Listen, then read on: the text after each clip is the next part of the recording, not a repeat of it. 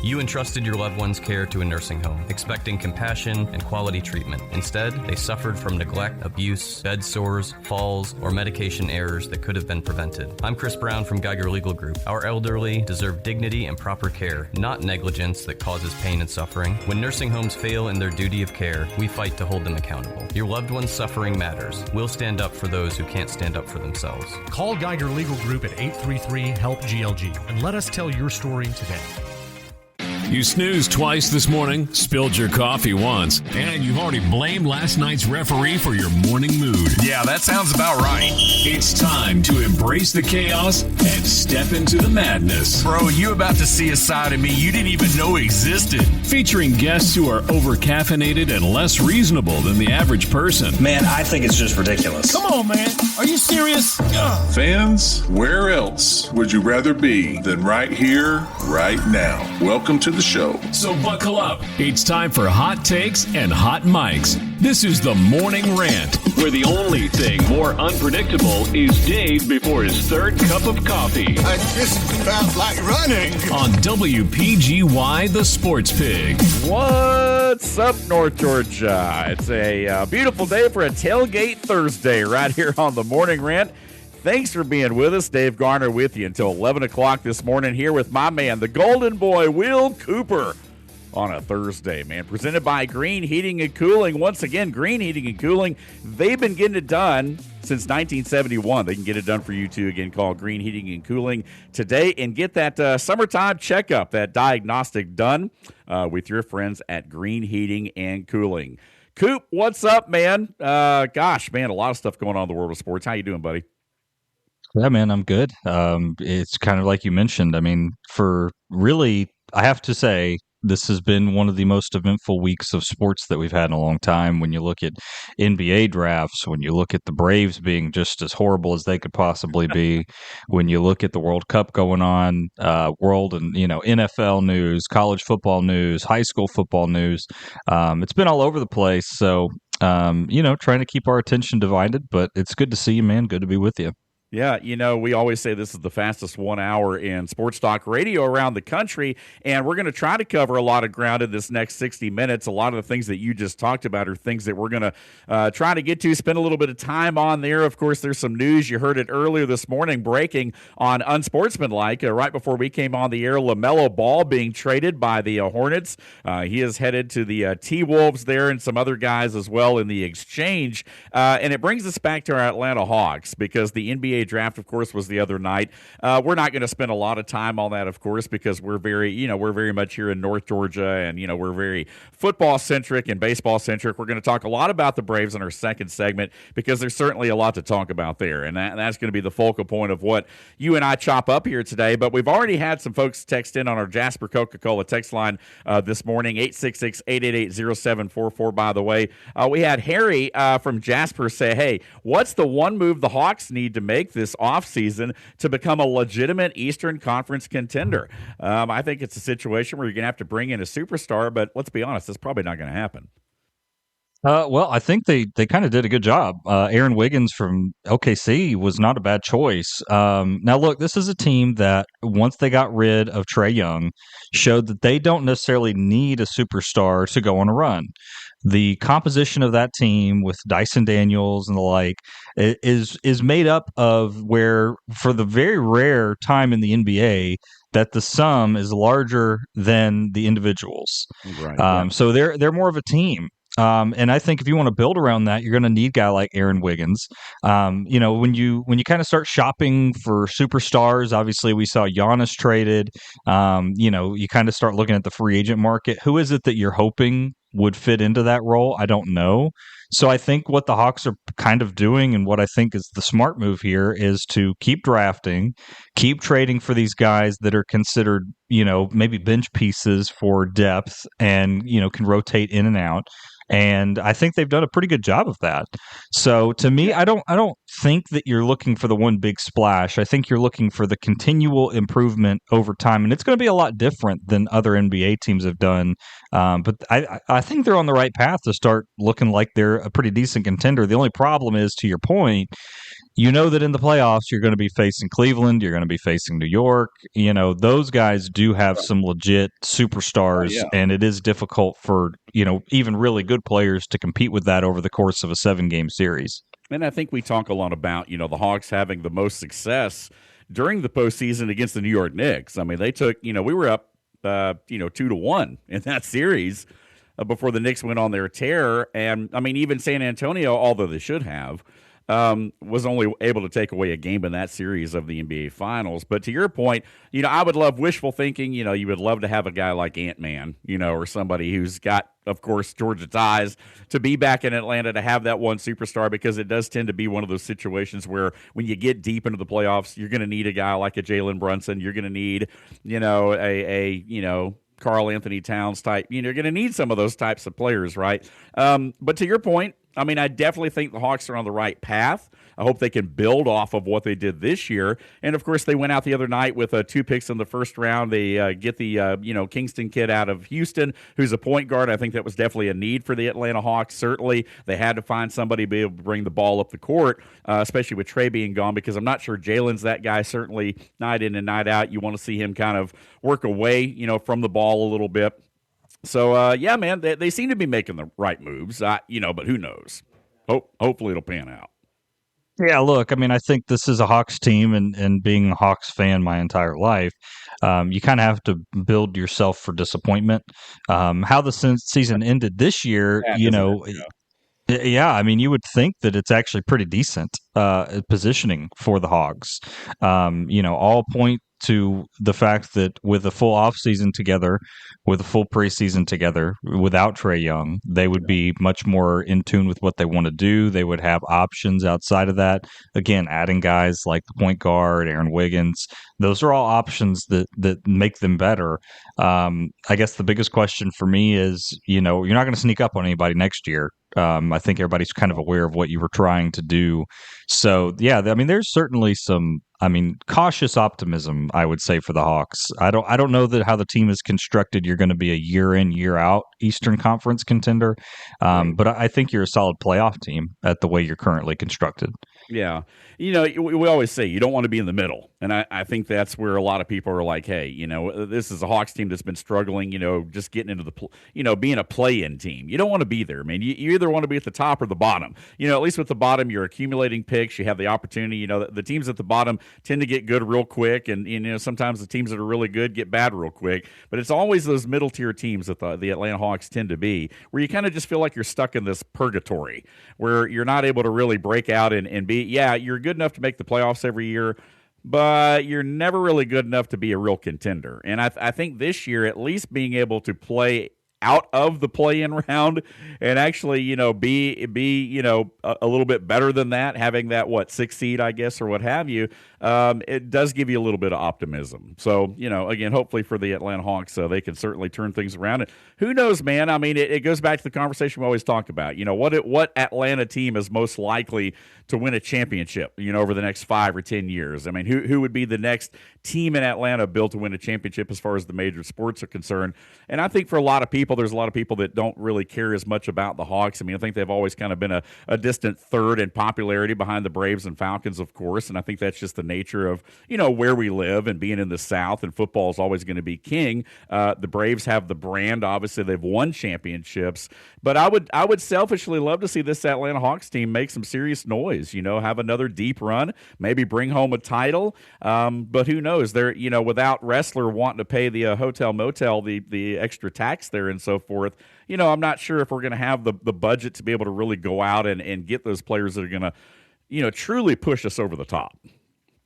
If that makes sense. I think the thing for not inside the perimeter Atlanta, but outside the perimeter Atlanta, is we have the same conversation, and it's tying it back to the NHL when the Thrashers and Flames had to leave. Look, these are franchises that you have to win. If you live in Canton, if you live in Jasper, if you live in LJ, if you live in Cumming, wherever, Dawsonville, it's a pain in the butt to get to downtown Atlanta for you to go watch a Hawks game. That's going to take your entire day. Yeah, no doubt. And it's not like the Falcons where they're going to play 8 home games and you can set aside knowing it's a Sunday and you're going to go when they play at 1 p.m. and you're good with that.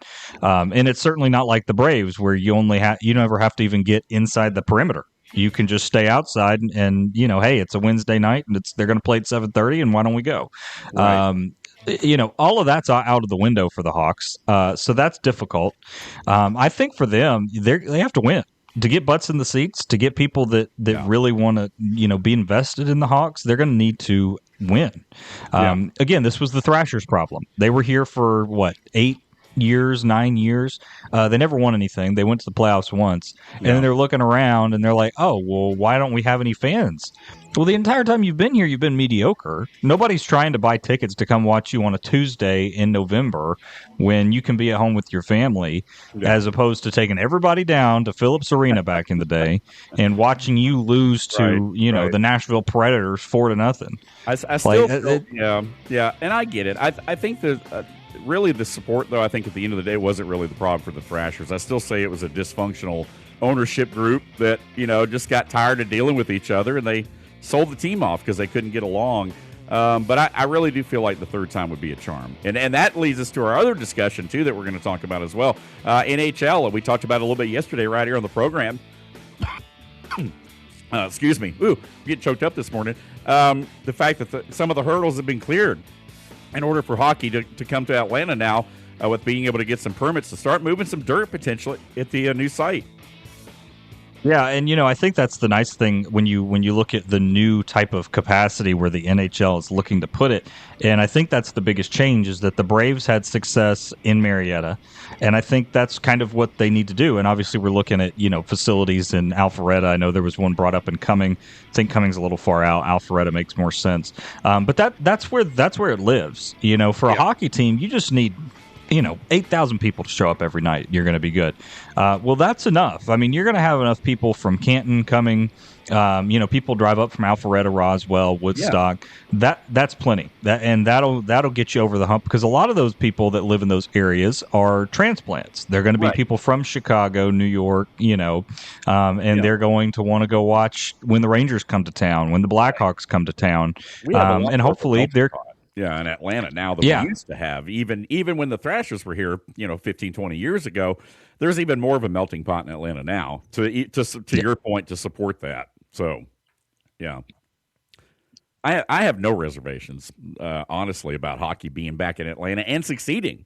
I really have no doubt about that. I mean, look, if Raleigh, North Carolina, and I know that's the only game in town other than NC State, but if they're one of the loudest arenas in all of the NHL as they are, and some of these other southern towns, i.e. the Nashvilles and so forth, can support hockey, there's no reason why a town like Atlanta wouldn't get behind it.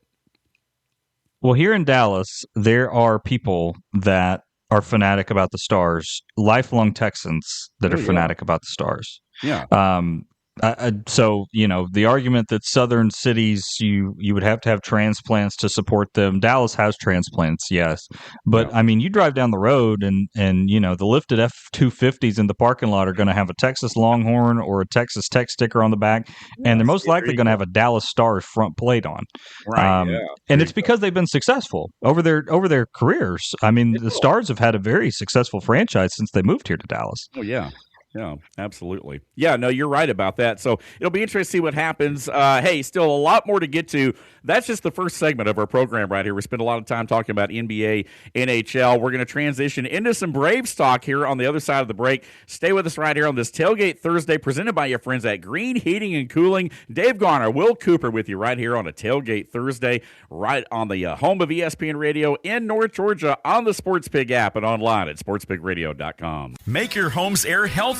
Green Heating and Cooling can help by installing a Bryant Evolution air purifier just for you. Using Captures and Kills technology, this highly advanced MERV15 filter captures many select airborne pathogens. It also helps improve indoor air quality for both asthma and allergy sufferers by filtering air impurities like dust, pollen, and pet dander. Call to schedule an evaluation. Green Heating and Cooling, your top Bryant authorized dealer, whatever it takes. Big opinions of the big games. from the big mouths. Man, I think it's just ridiculous. Yeah. It's the Morning Rant on WPGY, the Sports Pig, North Georgia's home for ESPN Radio. Sit down. Back here on a Tailgate Thursday presented by Green Heating and Cooling. I'm having a sinus attack over here, Coop, man. I don't know what's going on. Coughing, sneezing during the break, man. I tell you, it's a good thing you're not in the room with me physically. I don't know. You might get sick. No, I don't think I've got anything. Sometimes the weather's been changing. You know, it's a little breezy. Then it gets really hot for a while, and then it's kind of over the last day or two here in North Georgia. It's been a little cooler. You know, it's felt pretty good at night. You know, it hadn't been that hot, and we're getting close to July, so it's been pretty mild. So yeah, anytime you have a little bit of change like that, sometimes it kind of takes over the allergies there a little bit. So, got to drink your Ovaltine, man. I do need to drink my Ovaltine. Be sure to drink your Ovaltine. There you go. It's a me commercial. It is.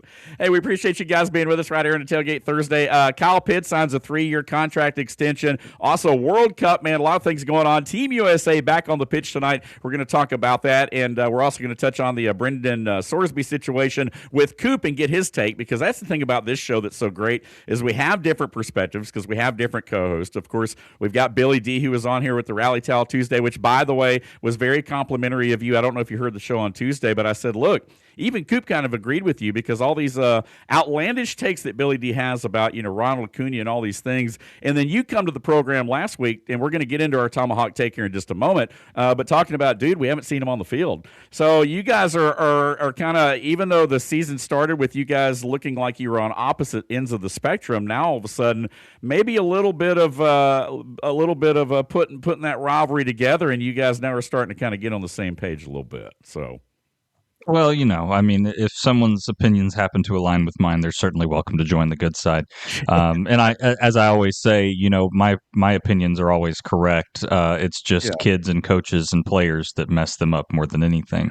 You know, but I've never actually been wrong before. So, you know, there's always an evolution of opinion. But you know, look, I mean, you know, Billy D is a smart guy now. You know, I mean, we got to, you know.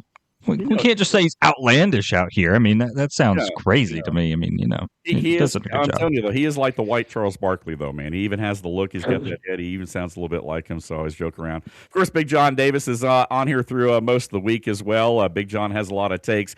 But, again, we've talked about, you know, some different things over the last, you know, since you were on last time. So I want to be able to get your take on some different things. So that's why we're bringing some of the conversation back to the table here today. Hey, speaking of, by the way, your thoughts before we go into our Braves talk, college baseball, Oklahoma, you know, seemingly coming out of nowhere to win the National Baseball Championship over North Carolina, a team I think that was, a game under 500 for the season going into the SEC tournament, and they go on a tear. 22 straight days without losing a game. They rock all the way into the College World Series. They make it to the National Championship Series against North Carolina. The Tar Heels did take Game 2 to force a Game 3 on Monday night, but Oklahoma ran roughshod over the Tar Heels. I think they won 13-2 in the decisive Game 3 there. But, man, your thoughts? I mean, technically, I'm one of these old school guys, a little bit like you. I know you're a young guy, but you're kind of old at heart. You know, Texas, Oklahoma, SEC, you know, but, hey, if you're an SEC fan, you'll take it, right?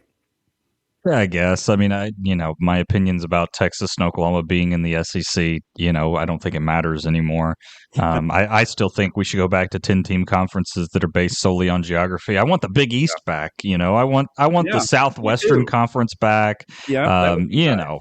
The old Pac-12, not the new Pac-12. The new Pac-12 is like the new, you know, like back when it was the original Coca-Cola recipe, and way back when they changed the you know, new formula, Coke. And everybody got all mad, and it was new Coke, and everybody was like, it's not the same as the old Coke, and that's kind of what I look at the Pac-12 that way. Like, you know, it's like the Pac-12 is UCLA, it's USC, it's Oregon, it's, you know, Cal, Stanford. I mean, Fresno State, San Diego State, Utah State. I mean, are you kidding me? I'm not saying those teams, you know, but it's just so. Yeah, you are. Yeah, you are. Look, I mean, Morning Rant, y'all. This is the old Mountain West that we just brought in and just added Oregon State and Washington State. Yeah, I mean, right. but it's the Mountain West. I mean, 2004 Mountain West. This is what they were. And I'll even disagree with you further. I don't want the Pac-12 back. I want the Pac-10 back. That's what I want. There you go. The original Coca-Cola recipe. You're right. Speaking of Coca-Cola, Jasper Coca-Cola text line is open, 866-888-0744. Once again, 866-888-0744. We want to hear from you right here on this Tailgate Thursday edition. We are tailgating tonight for the U.S. Men's World Cup team as they take on Turkey, however you the want. artist formerly known as Turkey. The country formerly known as Turkey tonight. We'll talk about that a little bit later in the show. But right now, let's talk some baseball. It's time to chop on. Swung on it, jolted high in the air, deep right field, back to the wall, a sonic boom out of the ballpark. Braves win it. From Truist Park to every corner of Braves country, we've got your daily dose of Atlanta Braves baseball. A walk-off grand slam, and this place erupts here in Atlanta, Georgia. Highlights, hot takes, and all things red, white, and navy. It's the Tomahawk Take on WPGY, the Sports Pig. Who the heck is Joey Bart? Well, he's the one that provided all the offense for the Braves last night. Yet another catcher, different catcher in the lineup for our Atlanta Braves last night as they get swept by the San Diego Padres. This is a team, obviously, that's kind of in a downward spiral right now. I know at this point in the season, this is so reminiscent, Coop, of 2021 when you were working back here at the time, and you and I would do a little weekly, podcast for the radio type thing. And we were like, man, this team is just garbage. This team's awful. This team is, and on and on and on and on. It went through the All-Star break, and then eventually, as we all know, AA makes some moves at the trade deadline, and the rest is history. The Braves go on to win the World Series that year.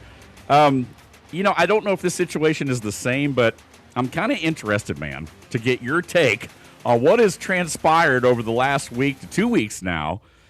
Really over the last few weeks, I guess, for our Atlanta Braves, man. This is a totally different looking team than what we've seen over the first month or two of the season.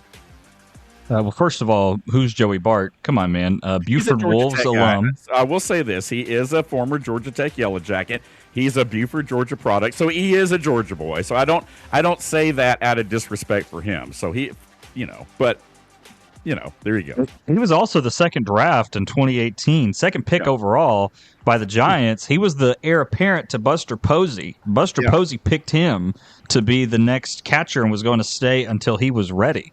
Right. So a talented guy, and he made the All-Star game a few years ago in Pittsburgh. That came off wrong, certainly for me, but I'm just saying a lot of Braves fans are probably like that. Like, who's this guy? But, well, there you go. There's a little background on Joey Bart. Because you're our Braves and baseball insider, of course. But a lot of the average fans may not know. Came from the Pirates. He was with the Giants, as you mentioned, drafted, and was in their organization for a few years. But totally legit. And let's hope that he can. I mean, Drake hit the home run the first game back. 473 feet. Haven't really heard from him since. And then where is Sean Murphy? Where are some of these guys? I don't know, man. Missing MIA, man. Missing in action. Yeah. Sean Murphy's going to be out for at least another month, is what we heard. Kyle Farmer is doing a rehab stint in Columbus where he's catching to be kind of the emergency catcher, quote unquote. Look, going back to the entire team as a whole, it's bad on all fronts. Now, the thing I want to preface this with is that we're still 4.5 games over the Phillies. We still have a division lead, still have one of the best records in baseball. So all of this is going to sound like doom and gloom. People are going to say, why are we even talking about the Braves? They're horrible. They're not. They're having a bad stretch. Again, I said this last week. I'll say it again. Anybody that's ever worked with any type of statistical reasoning on anything, this was expected. The Braves were playing way above their head. Nobody thought coming into this year that the Braves were as good as the Dodgers and Yankees. Right. The fact that they played better than them is just, it was running hot, and now it's running cold. And the reality is somewhere in the middle, which is still good enough to win the division, by the way, especially with some trade deadline moves, which it sounds like they're gearing up to make. So individually, We got big problems. First of all, we got to quit rushing guys back from these rehab stints where we give them one day in AAA and then send them back up. To your point, Drake Baldwin, home run included. He is 1 of 18 since back from the rehab stint. Yeah. Guy has been abysmal. It's not really his fault. He said in an interview himself, he said, I'm trying to readjust to major league pitching. Yeah. Okay, well, somebody should put you in AAA, brother, and you should stay there for a couple weeks and learn how to hit. It's not your fault. I mean, can't argue with that. You woke up one day and they're like, okay, you're good now, so we're going to throw you to the wolves. Not good. And then look, I mean, down the lineup, it's kind of the, I want to say the guys that have been underperforming that we were able to ignore have come to roost. Ha-Seong Kim, he's batting 77. Yeah. I mean, at this point, it's a statistically significant amount of at-bats we've seen from him, and he's not getting any better. And I don't know what you do if you're the Braves. But you're paying him the money, and you can't just sit him and not play him. You know? I mean, that's the problem. I think you can. I think you're going to have to. Well, you may, if you want to win. And that goes to the discussion. Well, what's bigger, the paycheck or winning? Because, you don't want to pay a guy $20 million for 1 year to sit on the bench. But, how many more series are you willing to lose, without trying to find the lineup? And I will say this about Walt Weiss, and you and I have talked a lot about this. I mean, Walt is willing to play with the lineup. We've seen different lineups about every night. So, again, you got to wonder, I think at some point, if the playoffs started today, and we'll talk about this on the other side of the break too, because I definitely want to give you a chance to get into this. Because again, Will Cooper is our Brave Sider. This is our Tomahawk Take, presented by your friends at Northside Hospital Cherokee.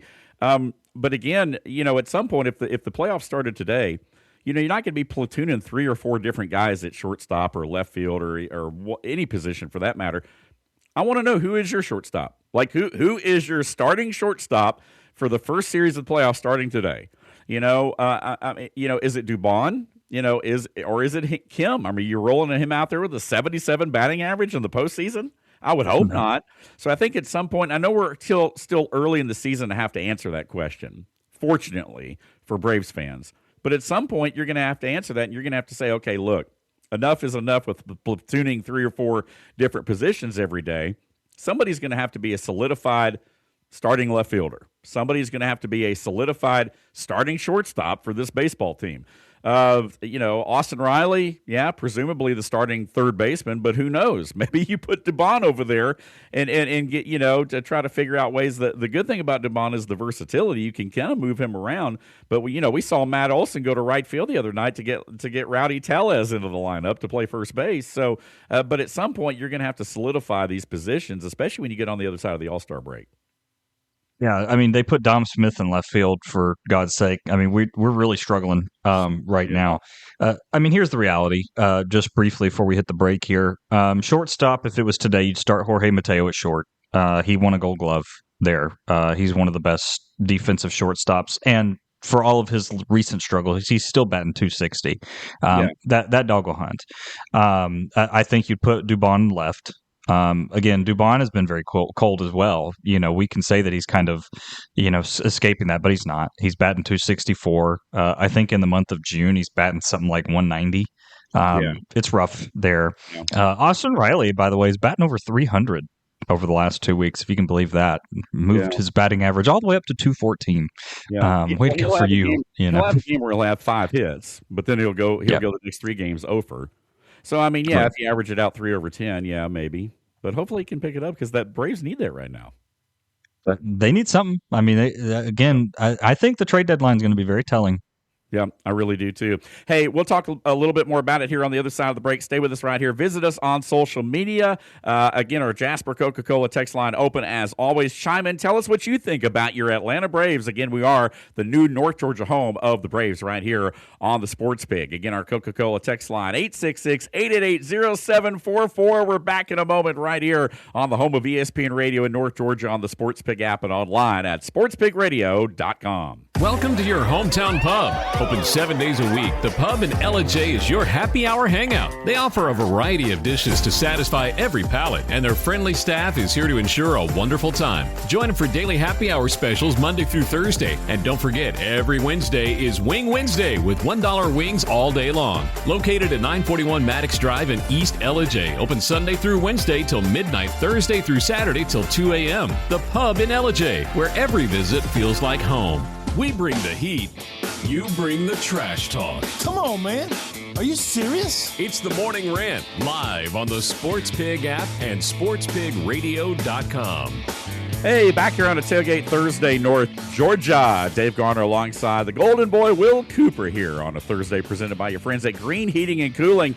A lot of stuff still to get to over this final half hour as we lead into the Chuck Oliver Show at the top of the hour. Again, our guy Chuck with Southern Sports Today, the king of college football. He'll be talking a lot about recruiting, as we did yesterday with Big John right here. We talked a lot of Georgia Tech recruiting stuff, and a lot of news still coming out, and we'll continue to do that as we lead closer and closer to football camp, to training camp, high schools, college, pro, man, you name it, at all levels. Again, this show, as we talked about, towards the end of the month, going to be expanding towards the end of July, I should say, not this because we're at the end of this month, but by the end of next month, we'll be 2 hours right here on the program. 7 to 9, morning drive right here. The Morning Rant is moving into morning drive, and it's going to be a 2-hour show. We're doing that just prior to football season because, let's be honest, folks, we're going to have a lot of stuff to talk about, especially during football season, because not only do we want to talk football at all levels and tie it back in locally to our North Georgia area high schools, which, by the way, I put a list together. I'm putting a master schedule list together as we speak,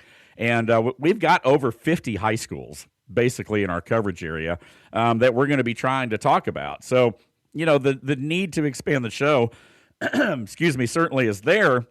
And but we still want to talk about everything else. We still want to talk about our Braves. We still want to talk about other things going on in the world of sports as well. So, yeah, man, we're excited about the move there. We're going to talk later about World Cup. We got the Cooper Predictor. We're going to touch on some high school stuff and talk about some of our favorite moments in the world of sports so far this week and looking into the weekend. But, Coop, I do want to get back into our Braves talk for just a moment and kind of revisit, because there's a lot of stuff really that the Braves are dealing with, as we've talked about. As our Tomahawk Take discussion continues here into our third segment, one of the things that a lot of our listeners, we've had a couple different people chime in this week, and they've asked, hey, you know, are the Braves going to be buyers or sellers at the trade deadline? We've had a couple of folks ask, hey, you know, if you only can make one move, you know, what is it? Do you want it starting pitching? Do you want bullpen? Or do you want another bat in the lineup? And I've kind of said it throughout the week. I feel like starting pitching at this point, with Strider being on the 60-day, and who knows if we're going to get a similar version of him even if he does come back. Schwellenbach is still, you know, out there. The guys that have pitched well for you in spots this year, the Bryce Elders, Grant Holmeses, are starting to struggle a little bit. You know, outside of Chris Sale, you know, you really don't necessarily have a bona fide, you know, number 2 or 3 type guy, in my opinion. But I want to ask you, man, what is your opinion about you know, pitching, the issues lately that the Braves seem to be dealing with, and what direction you would go, man? Put on your Alex Anthopoulos hat here for a second. Yeah, I mean, we're making a couple phone calls. I mean, first of all, the big one's Tariq Skubal in Detroit. You know, what's his health like? You know, what's the price on that, knowing he's going to be just a one-time rental? Right. And then the larger question is, what am I going to do in combination with shortstop? Because if I'm willing to drop a whole bunch of prospects on Tariq Skubal for a year, then I better be willing to put a shortstop out there that's going to win. Right. You know, Pena in the Houston Astros has talked. We've talked a lot about him. He's got some years of control. He'd be expensive, but he would fix a lot of problems. Yeah. You know, outside of that, I'm also going to call San Francisco with Webb, their second guy in their rotation. He's solid, lots of playoff experience. Let's see what they can do. I'd probably call the Marlins. How much is Sandy Alcantara worth to you now? You know, you guys are so far outside the playoff picture, might be able to get a decent price on a guy like that. And then, you know, a reminder for fans, Hurston Waldrop, and it was announced yesterday that A.J. Smith-Shawver, Hurston's in AAA working his way back, and A.J. Smith-Shawver is going to make his first rehab start in the Gulf League, I believe this week, either today or tomorrow. So those guys are on their way back.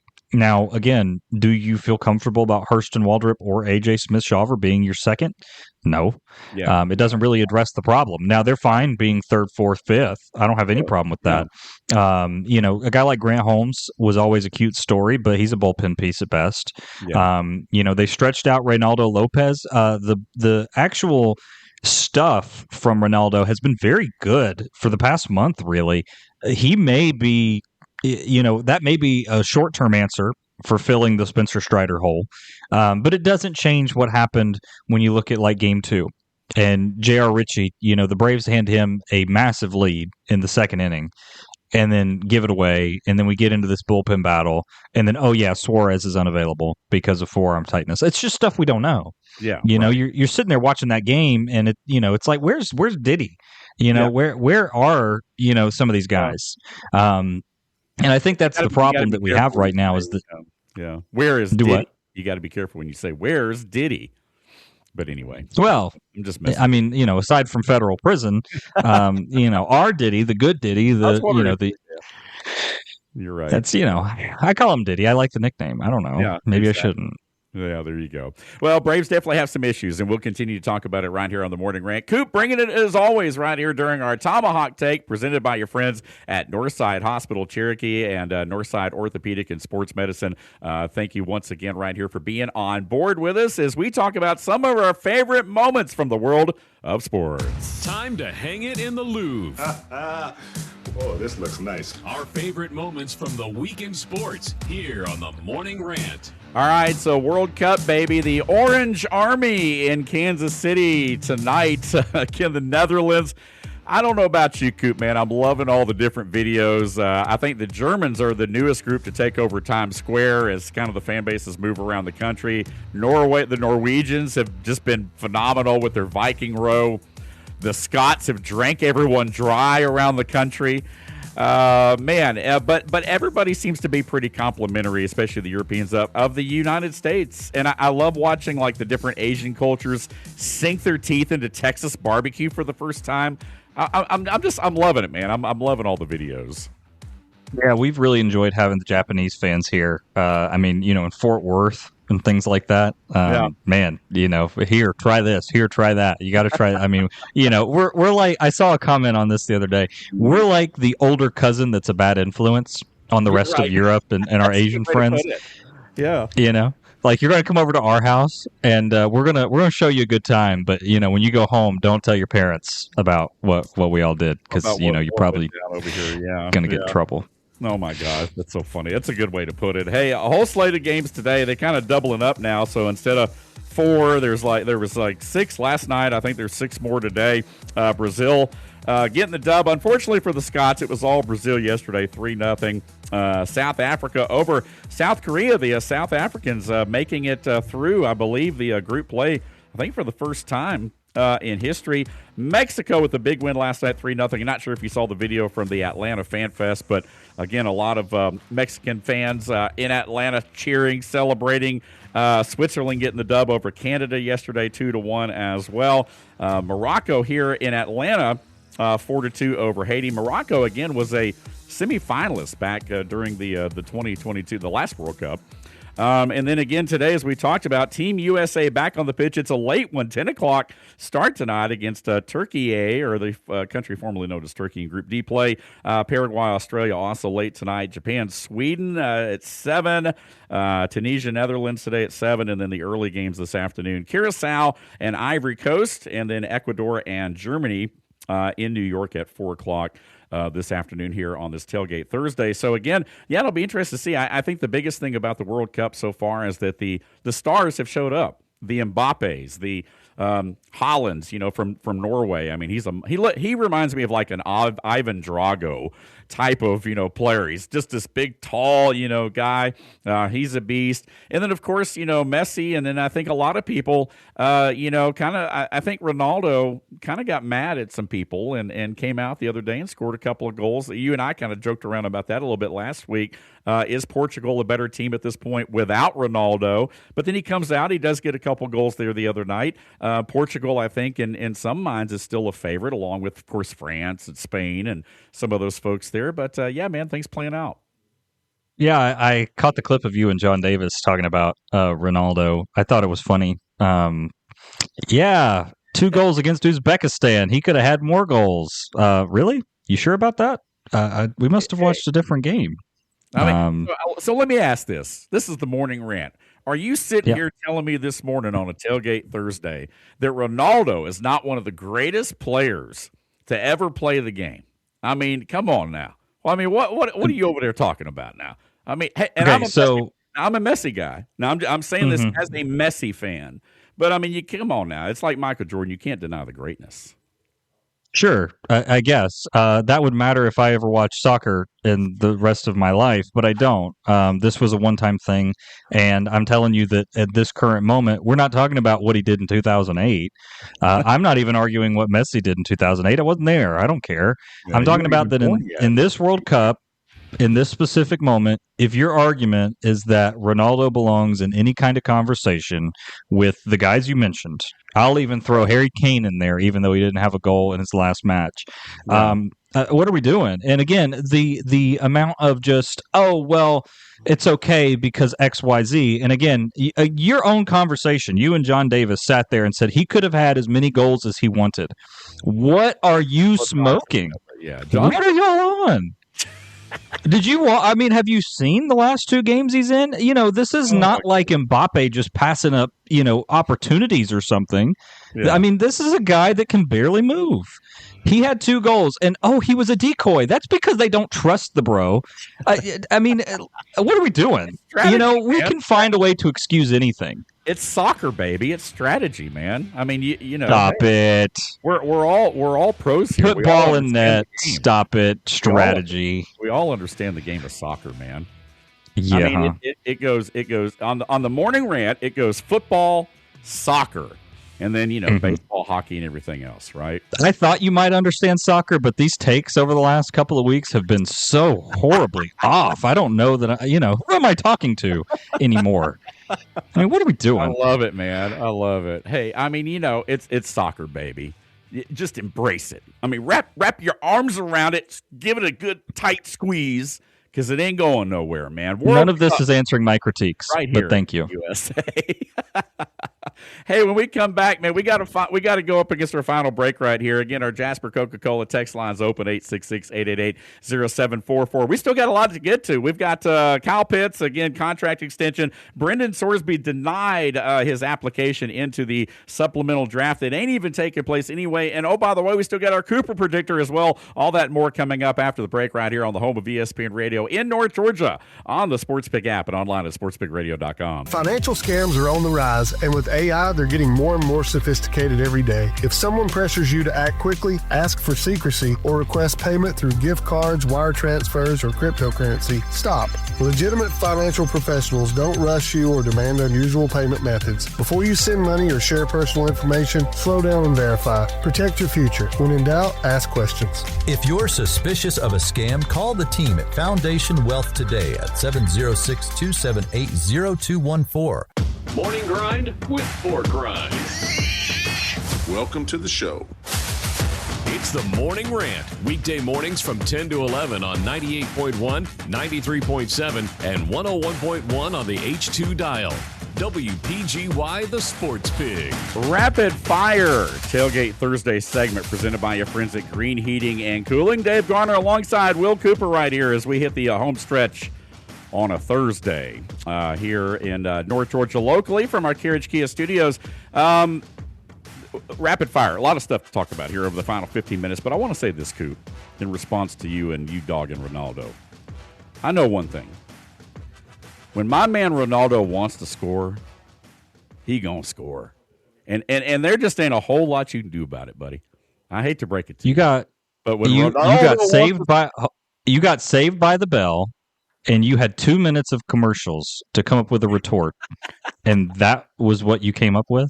When he wants to score, he gonna put it in the net, man. No, to your point. Look, I will say this. This is my honest, retort or whatever. Now we're just making up words. No, I'm just kidding. But anyway, no, I would say this. I don't think the guy's washed. He's not the player he was. I think we all know that.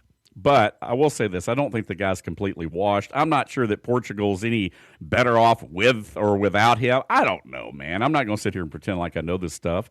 But I will say this. I do know he's one of the greatest of all time. He may not be anymore. But, I think he still adds value to that roster. And I think ultimately if Portugal is going to win the World Cup, you're going to need a guy with the experience of a Ronaldo. And I know we probably disagree. But again, I don't know enough about the rest of the team to know whether they'd be better off without him or not. Again, my argument's not that he's one of the greatest of all time. I'm not that deep of a soccer fan to tell you what he did in England or in Italy or any of that. My point is that as somebody who is like the assumption of the World Cup is that now that it's in the United States, there are people watching it that normally don't. I'm one of those people. Right. Yeah. I'm telling you that if the argument is that somehow him and Messi and Haaland and Mbappe belong in some group of greats, I don't understand what him scoring 2 goals against Uzbekistan when the team around him opened it up for him has to do with the hat trick that I saw Messi do on his own with a good pass, but then dribbled around 2 guys and scored it. When I see Mbappe hit it from 20 yards out and put it in the top left corner, I see those things and I realize Ronaldo couldn't do that. They had to hand him the points. They had to hand it to him. He's not capable of producing on his own. So in strategy terms, if he's out there in the striking position, does it force the defense into things? Probably. I can't argue that. I never played soccer. I don't know it well enough. But what I am saying is that if we're going to try and compare him to Haaland right now, and you're asking me who I'm going to put on my team, it's Erling Haaland. I mean, even Odegaard on Norway is far and away the better player, and he hadn't scored yet. Again, Harry Kane. I mean, there's 20 guys that I've seen as strikers that I would rather have. So that's my point. And again, I just find it. I don't know whether to approach it as it's funny or as just missing the point of when, again, on the show you said, oh, he could have scored as many times as he wanted to against Uzbekistan. Okay, first of all, it's Uzbekistan. Second of all, what are you watching? But help me out, because it's not like he can take it and do it himself. Yeah. He has to be handed it. It's not Messi. Messi could probably do that. I mean, I wouldn't say he was handed it. I mean, here's the thing. He put himself in position off a corner and put a ball right excuse me. Oh man, these allergies. But he put it right inside the right post. And then on the second goal, he got behind the defense and outran him and put it right on point. The keeper came out, took the line away, put it where it needed to go. I mean, that still takes a decent amount of skill. I mean, it wasn't like, they got in position and then it was an empty net, like they pulled the goalie and then they just kicked it over to Ronaldo and said, tap it in for us, buddy. Go ahead and bring us home. I mean, he still had to put himself in position, much like those other guys do. And by the way, I mean, I've seen some of the guys you've been talking about. I mean, point blank range, putting it off the crossbar, like, come on, man. Harry Kane had one of those where it's like, dude, but no, I get to your point. And I mean, I think, we kind of say it tongue in cheek, like obviously he wasn't going to score as many goals as he possibly could again, I mean, and it'll be interesting to see, I think, moving forward, what he does, especially in his next match, because it may very well be that he gets shut out and doesn't score again, so, but yeah, I mean, I don't know, man. It'll be interesting. All I know is next Thursday when we get back on here, we'll have another game under our belt to break down and talk about. And I tell you what, you better hope he don't score. Yeah, well, I'm just trying to help you out here, man. I mean, I would back off of the whole, he's look at this, he got to score as much as he wants. I'm just trying to save you the embarrassment. I mean, the over under in soccer is what, 0.5? I mean, if you score 2 goals, that's a pretty good match. I'm just saying, So we'll see how it goes here. But yeah, you're obviously not a Ronaldo fan. So who's your guy? Who's your guy right now? I don't know enough about it. I mean, that's the thing, is that I may be the only objective person able to talk about this because I don't have 10 years of watching these guys in a rooting interest. I mean, to me, the most impressive guys, Messi would be first. Mbappe would be a very close second. And then Erling Haaland would be right there in that same conversation. But again, I mean, I think that when you look at guys like Odegaard, the way he handles the ball, to me, that's more valuable. He hasn't had a goal, but he's got 2 assists. I would rather have him than Ronaldo. So, what do you think of? Do you know who Lamine Yamal is from Spain? You know, the young, the 18-year-old. Have you? I saw the first match and they brought him in as a sub, and everybody went crazy, and then he didn't do anything because they had 1 goal in that game against Cape Verde. They got. I think it was shut out. I think it was 0-0. But yeah, they brought him in late because he's been dealing with a hamstring injury. But he started the second game here in Atlanta against Saudi and had a goal. That was first ever World Cup goal because this is his first ever World Cup. He's been a pro since he was, 15, 16 years old. But he's like the teenage sensation that was walking around the Fort Oglethorpe Walmart and nobody recognized him because their base camp was in Chattanooga. And but no, I've never seen so many jerseys from a single player when we went to the Fan Fest over the weekend than I did the Lamine Yamal Spain jersey. I mean, my goodness, everybody's got those things. My son ordered one. He's a big Lamine fan. So you and I, man, we're in the same boat. At the end of the day, we're learning it and just trying to understand it. So I think it's a lot of fun. Hey, real quick, and we'll get off this, but we'll come back to it next week. Kyle Pitts, 3-year extension, $54 million. Your thoughts, real quick, man? Too much for a tight end, especially for a guy like Kyle Pitts being the 3rd highest paid tight end now in the league. I don't think so. I know people are going to point to production numbers. I think that they've undergone so many offensive changes over the years. That's a difficult number to match. To me, I think it's more of a forward-facing contract where you look at a guy, you're going to bring in Tommy Rees, Stefanski as the new head coach. They're a tight end heavy bunch. I know when Rees was the offensive coordinator at Alabama, we used our tight ends a ton. I think the same thing's going to happen. So you need a solid guy, and I think they locked that up for the next 3 years, and it's not a 7-year guarantee. It's 3 years, so you can live if he's okay, just decent, so you're not under a heavy term as far as length. So I don't mind it. I thought it was fine. There we go. Brendan, real quick, rapid fire here because I don't want to run out of time. Your thoughts, Brendan Sorsby, denied application. What does he do next? Where does he go from here? Go play in the UFL if you want. I know they're going to try and sue the NFL. That's stupid. I mean, you just need to treat this year like a suspension year. Go home, eat your Wheaties, work out, get ready for the 2027 draft. That's what the NFL letter said, is that he would be eligible for the regular draft in 2027. So stop suing people. It makes you look like an entitled little crybaby. There you go. Again, hot takes right here on the Morning Rant. My man Will Cooper bringing it today with a chip on his shoulder here on this Tailgate Thursday presented by Green Heating and Cooling. Man, I appreciate you. For a guy that's, like, hey, I'm so tired and blah, blah, blah. Man, I mean, you just firing it off today, baby. I love it. Well, I have moral obligations to call BS where I see it. I love it. Oh, my goodness, man. I tell you what, you're something. Well, I can't wait to hear what you got to say right now. It's time to predict. It's time for the weekly Cooper Predictor. 60% of the time, it works every time. On the Morning Rant. All right. So, again, you're calling BS. Let's do it right here. What are some moves in the betting world that folks may want to look into this particular weekend or tonight or what have you, man? Lay it on us. Yeah, if you're interested in Wimbledon, I got a couple for today. Tristan Boyer and Clement Tabor are the 2 guys that I would be looking at in that regard. And then MLB, we've been doing very well in MLB. I would take the Pirates today. They're plus 127 against the Mariners. You could not pay me enough to take the Mariners at minus 140 money right now.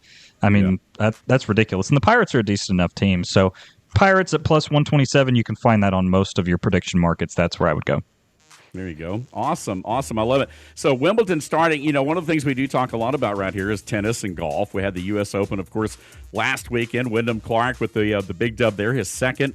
We just came off of the French Open, a few weeks ago. Different looking, finals. I mean, a lot of new faces there. I know that, guys like Alcaraz and different folks are still kind of dealing with some stuff. So, the Williams sisters will be a duo. There'll be a doubles team this year at Wimbledon. But I mean, your thoughts as we kind of kick that off and head to the grass, man, for some tennis. Yeah, it's an interesting field for Wimbledon. A lot of your top-level players don't necessarily perform the best at Wimbledon. There's something about that slower surface that evens the playing field, so to speak. Yeah. So, you're kind of looking more inside. I hate it personally. One of my favorite tennis players is Ben Shelton. Now he's a speed guy. He does really well on hard courts. We saw that even come to roost in a slightly slower clay courts in Roland Garros. So, overall, I like Wimbledon. I think it's fun. I just don't think it's the best tournament. But if you're looking for spin, if you like slower style of play, which some people do, there's nothing wrong with that. You're kind of looking at some of your bigger underdogs. And by the way, the Brits do very well at Wimbledon. There's a very distinct line where British players do extremely well in Wimbledon. So keep an eye on that as well, as if anybody's trying to forward face that water cooler talk, whatever you do, maybe pick a Brit to do that. So home grass advantage kind of for those Brits, having it on their soil and on soil, I guess, technically. So, yeah, man. Yeah, they outperform ELO by about 4%, which ELO is just a basic stat to determine overall success. Their Brits in Wimbledon overshoot that by about 4%. So when you take an ATP rank, if somebody's ranked 20th, move them up to 17th. Yeah, there you go. There you go. Love it right here, man. Again, the Cooper Predictor, once again, right here on the program. Real quick, again, high school football, we're pretty much out of time right here today, but August 21st, the first official full week of high school football here in Georgia, as I mentioned earlier, we're putting together our master schedule as we speak. Any final thoughts as we get closer to high school football, man? You and I are going to really wrap up that conversation here over this next couple weeks. Yeah, super excited. I've put together a new version of the original Cooper Predictor. I'm excited to share some of those stats with you guys and get that started. So, whenever you get that schedule, send it over to me. I'll send you some stats you can use. I love it, man. I love it. The Golden Boy Will Cooper bringing it on a Tailgate Thursday. Hey, we're out of time. Thanks for being with us right here on the Morning Rant, right here on the home of ESPN Radio. Chuck Oliver up next. You can catch us on social media. The Morning Rant on Instagram, also on YouTube. Our show podcast version available on the website every day at sportspigradio.com and wherever you listen to your favorite daily podcast on all Apple and Android platforms. You can also catch us on Twitter. I'm at Dave Garner 777. He's at Will24 Cooper with one L, and this is the Morning Rant. We'll see you tomorrow morning right here. Thanks for being with us. When you get hurt from an accident, it can feel like no one is listening to you. The insurance company talks over you. The bills keep coming. It's like the pain and inconvenience doesn't even matter to them. But your story does matter. And here at Geiger Legal, we will make sure your story is heard loud and clear. My name is Casey Geiger, and my firm stands up for people who have been wronged through someone else's negligence. Let us tell your story. Let us get the justice you deserve, and let's start today. Call Geiger Legal Group at 833-HELP-GLG. That's 833-HELP-GLG, and let us tell your story today.